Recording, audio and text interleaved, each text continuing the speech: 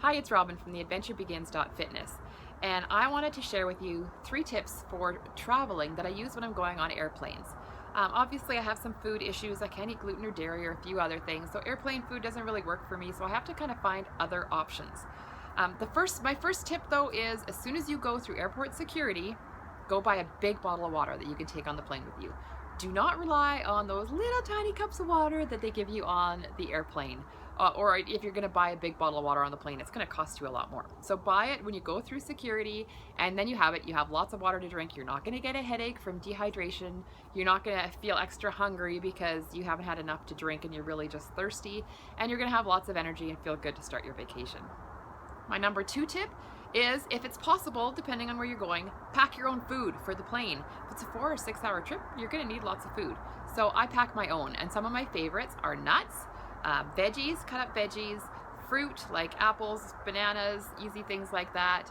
And I love this tuna salad that I make that has sweet potatoes in it, as well as tuna and hummus. And so it gives you your carbs, your protein, and your healthy fats all together, and so it's super filling, super nutritious, makes me feel satisfied, and I can just put it in a Ziploc bag, eat it from the bag, and then toss the bag when I'm done.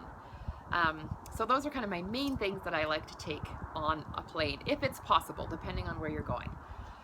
My number 3 tip is, if it's not possible to take food on the plane, then when you're in the airport, look for healthy options. There's a lot of them out there now.